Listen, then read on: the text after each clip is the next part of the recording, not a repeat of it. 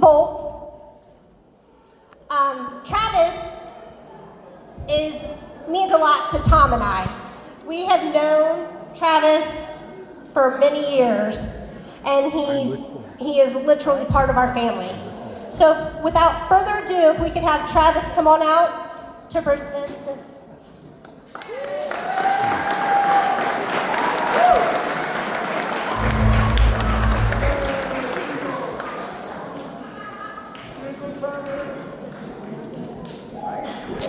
Hello. As you heard from Christine, my name is T. Volts, and I wrestled here about 25 years ago. I was part of those mid-90s Al Snow classes that she was talking about. It was a long time ago.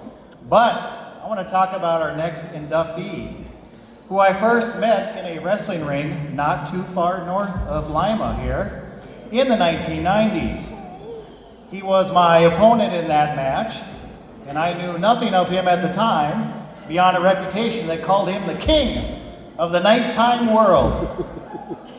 By the time the match was over, I knew I had been in a battle. Both during that initial encounter and many times to follow, I recognized that Tommy Wonder had the gift of gab.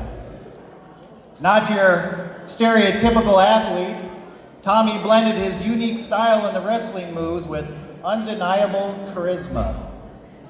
Over the next few years, we often found ourselves on the opposite side of the ring through our many tag team encounters.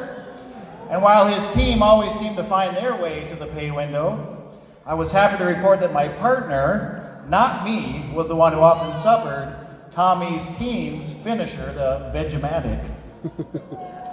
In the wrestling ring, Tommy Wonder was stiff. A known potato dealer. In fact, it wasn't all that long ago that he stood on my neck in a battle royal in that very ring. Yet although he could hurt you in the ring, I realized for many years after it wasn't his stiff shots that I would remember the most of him.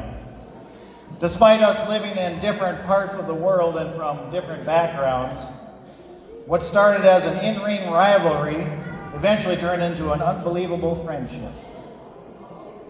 Tommy Wonder went from a wrestling brother to a brother in Christ.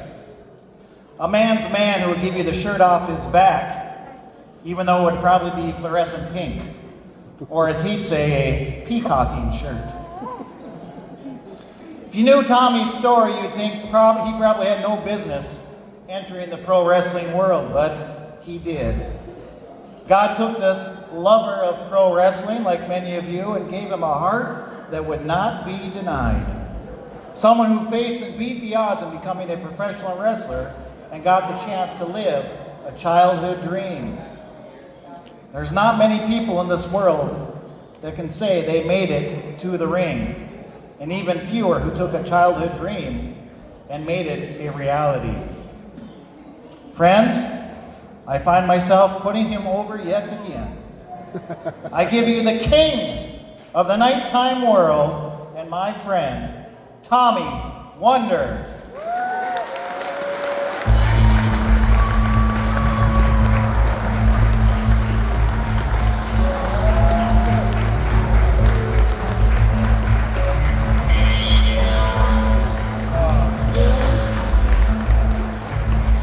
Put me over, but they're playing his music, so that's good. First of all, I just want to say thank you all for being here, and it's great to be back in the place from 1995 till 2005 that I considered my home away from home. It's also great to see professional wrestling alive and well in this town, thanks to Tom, thanks to Christine, to all the crew, all the talent here and there and still back there. And most of all, because all of you, because you can have the best promoter, the best talent, the best crew, but if you guys don't come out to watch it, it's all for nothing.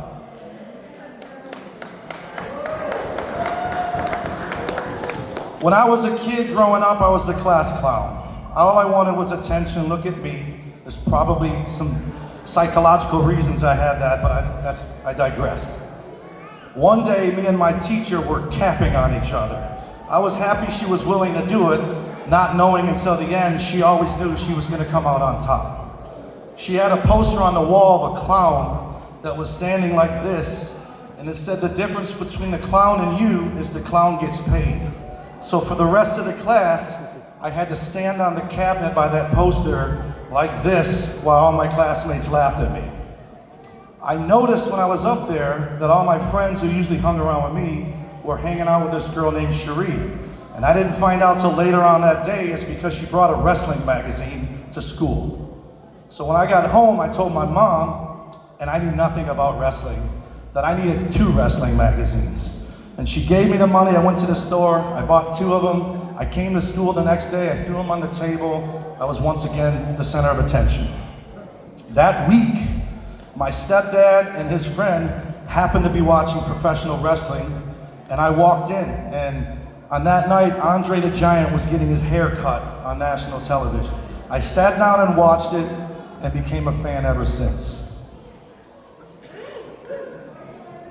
How I became a wrestler. I was at the Joe Louis Arena in Detroit. I was watching WWF at the time, and my friends all went to the merch booth at intermission, and in front of me was Coach Kurt, who was, if you guys aren't familiar with Detroit wrestling, he had a Detroit News article every week, and he had a hotline that you could call, and I called it as a kid all the time. I overheard him talking, and when my buddies left, I asked him how to get involved in pro wrestling. He gave me Irish Mickey Noyle's number, and a week later, I was going to Can-Am Wrestling School, where I was trained by Irish Mickey Doyle, Canadian Destroyer Doug Chevalier, who, by the way, that's the reason that move is called the Canadian Destroyer, because he trained Petey Williams and Scott D'Amore. While we were training there, this Lime, Ohio, Al Snow School Body Slammers gym was the sister school, if you will. Where we were in Canada, there was no room to come off the top rope, so we came down here and did it. And from the first time I came here, it seemed like from that point on, I was down here 2-3 times a month wrestling. The first time I came down here by myself, the school was on High Street and the buzzer didn't work. So I'm trying to get in, no one's there. Across the street, there's a bar called the Bally High. It says you have to be 25 and older to get in, and I was 20. But I went in, the music stopped, everyone stared at me. I said, I need a payphone. They go, oh, it's right over there. I called, got up into the school. So years later, this guy came to the school, and I didn't know at the time that I would have a guy who was gonna lose every time he wrestled me from that point on, so I was very grateful.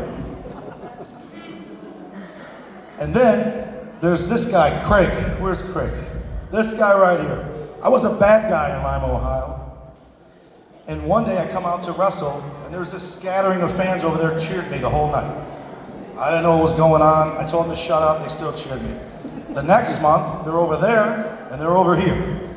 And I go to the back, and the promoter says to me, stop getting cheered, you're a bad guy. So the next month, and I'm gonna let you behind the curtain, the promoter came up with the bright idea to get everyone to hate me again by having me come out and hit beautiful Brian Ireland with the title belt. So where's my favorite indie wrestler of all time, Mr. Main Event? Where's he hiding? Right there. I come out, I'm running so fast and hard that when I hit Ireland with the belt flew into the crowd.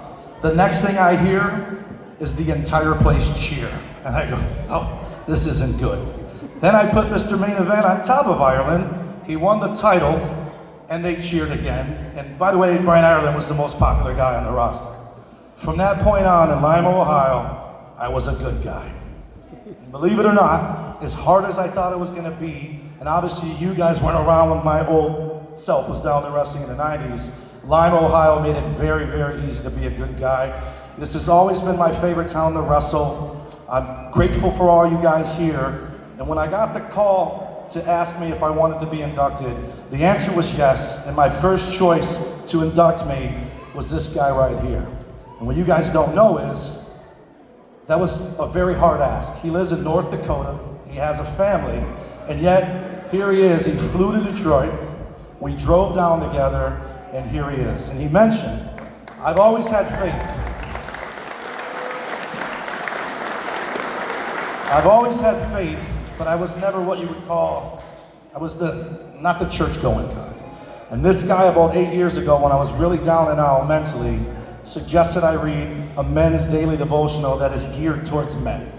I've read the Bible almost every day since, and it's because of him, and my faith is stronger than it's ever been. I'm not perfect, neither is he.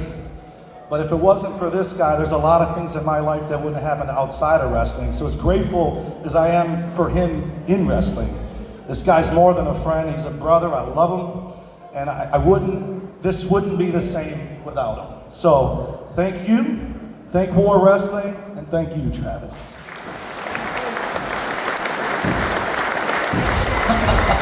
There we go. That's the right music.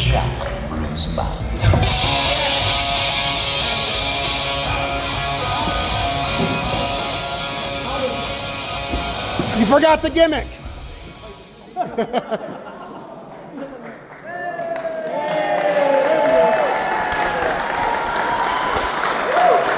It's recording. It's not a tick check.